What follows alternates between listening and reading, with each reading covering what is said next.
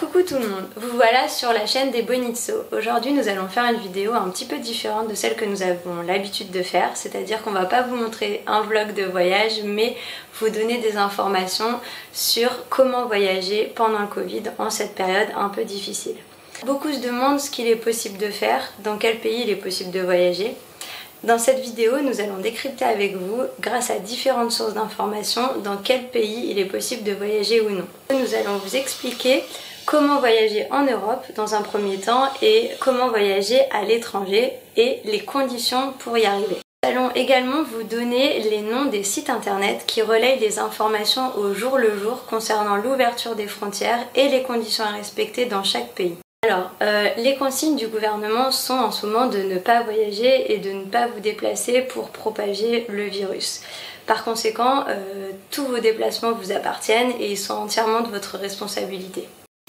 Donc dans cette première partie de vidéo, nous allons répondre à la question: peut-on voyager en Europe et sous quelles conditions?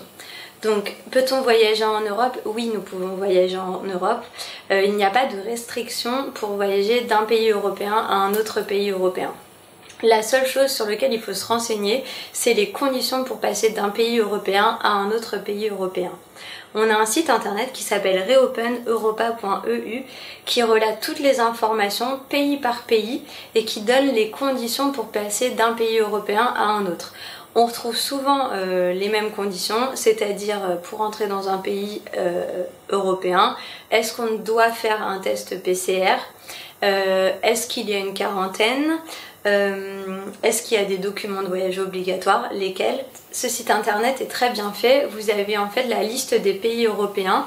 Vous cliquez sur le pays de destination qui vous intéresse et là le site vous donne toutes les conditions une par une, très précisément sur ce qu'il y a à respecter pour venir dans ce pays-là.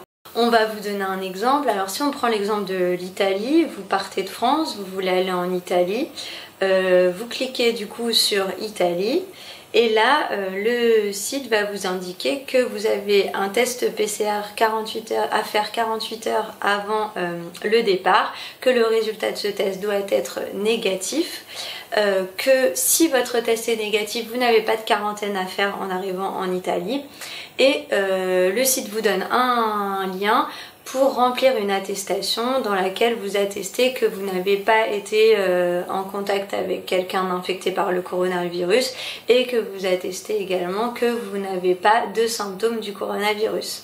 Ensuite, la seconde question à laquelle nous allons répondre, c'est: est-il possible de voyager à l'extérieur de l'Europe? La réponse est non. Par principe, toute sortie de France à destination d'un pays extérieur à l'espace européen ou d'outre-mer est interdite, sauf motif impérieux.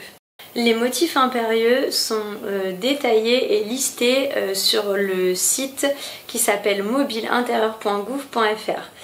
Donc en théorie, il n'est pas possible de voyager dans un pays hors UE, mais en pratique c'est possible. En fait, tout simplement en transitant par un pays de l'espace européen dont les règles sont plus faibles, on va dire, et qui donne la possibilité ensuite de partir dans un pays hors UE. Par exemple, on a plusieurs aéroports qui le permettent, notamment l'aéroport de Madrid en Espagne. On a aussi l'aéroport d'Amsterdam ou également l'aéroport de Genève et de Francfort. Donc en fait ce sont des aéroports de transit qui vous permettent d'accéder à un pays hors UE. Maintenant je vais vous donner le nom des sites internet sur lesquels vous pouvez trouver les différentes informations concernant ces pays hors UE.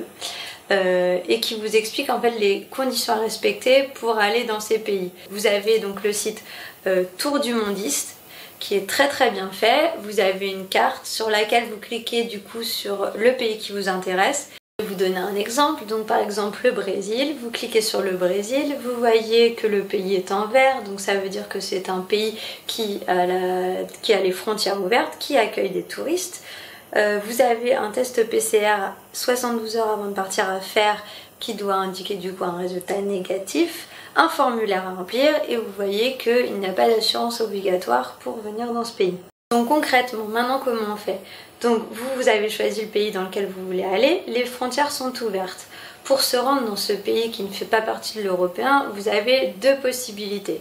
Soit vous prenez un vol direct de France au Brésil par exemple. Là, dans ce cas-là, vous rentrez dans le principe qui indique que toute sortie du territoire de France à destination d'un pays hors UE est interdite. Donc si vous prenez un billet d'avion direct France-Brésil, vous allez être bloqué à l'aéroport directement. Du coup, la deuxième solution, c'est de prendre les billets d'avion séparément, de prendre un premier billet d'avion qui part de France pour un aéroport de transit qui vous laissera partir hors UE, exemple Madrid, et ensuite, une fois que vous êtes à Madrid, là vous prenez un deuxième billet d'avion pour le pays que vous avez choisi, le Brésil. Alors, dans ce cas-là, en fait, les conditions qui sont à respecter, c'est les conditions de départ du pays de transit. Donc ça veut dire que vous allez devoir respecter les conditions de l'Espagne pour pouvoir partir au Brésil.